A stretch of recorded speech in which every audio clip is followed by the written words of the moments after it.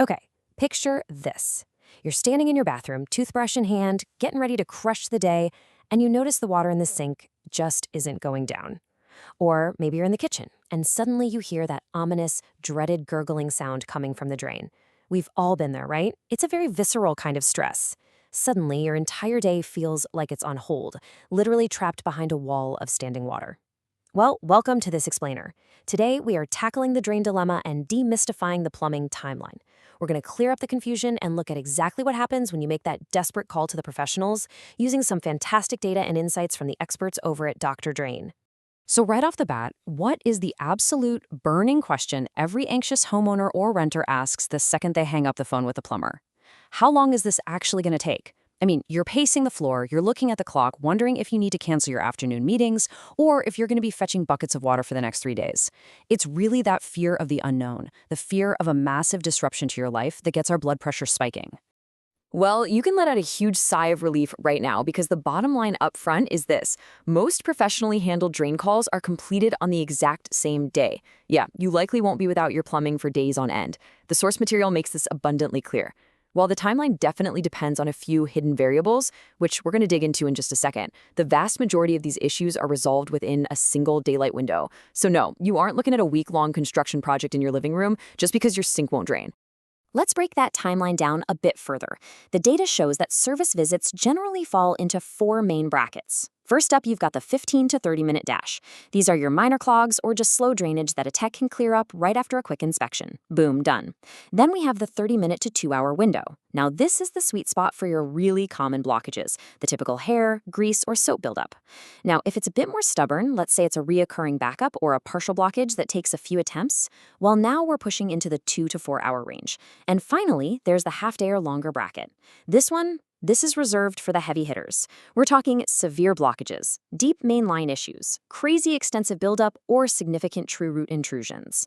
But, a drain isn't just a drain. Timelines vary wildly based on what is actually causing the traffic jam inside your pipes. Just think about the difference between a kitchen line choked with thick, sticky grease buildup versus a bathroom shower drain harboring a massive accumulation of hair.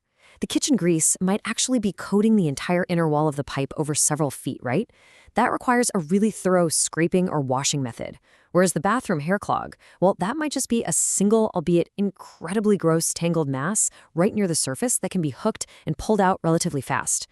So, beyond just the type of clog, what are the hidden variables that complicate what might seem like a simple plunge job? What are the factors that really extend the clock? Well, the severity of the blockage is an obvious one. A totally blocked pipe just takes more time and muscle than a slow one. But then you have structural factors, things like older pipes or cracked sections. Those require a much more delicate touch. I mean, a technician can't just blast them with maximum pressure without risking a total pipe burst.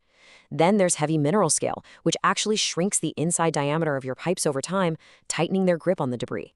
And of course, if the tech assesses the situation and has to go back out to the truck to haul in specialized equipment, that clock naturally keeps ticking.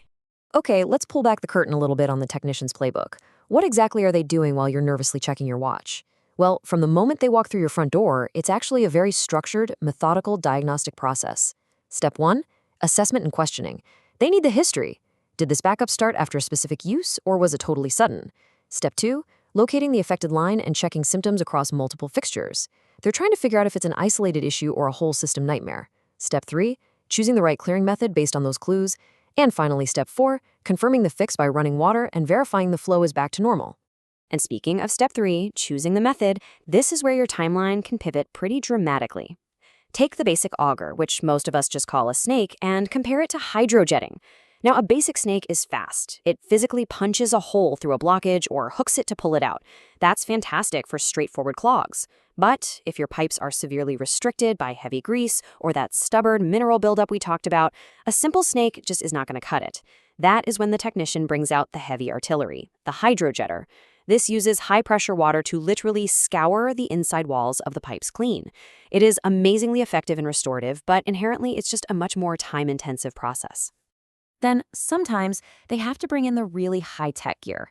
Camera inspections, for instance, definitely add time up front, but they prevent repeated callbacks. If you've got a clog that just keeps coming back, no matter how many times it gets snaked, or if there's suspected structural damage, like tree roots literally breaking through your underground line, Flying blind is just a massive waste of time and money. So the technician will feed a specialized video camera right down the drain to pinpoint the exact nature, depth, and severity of the blockage. So yes, doing this absolutely extends today's appointment time, but it saves you from having to call them back next month for the exact same flooded bathroom.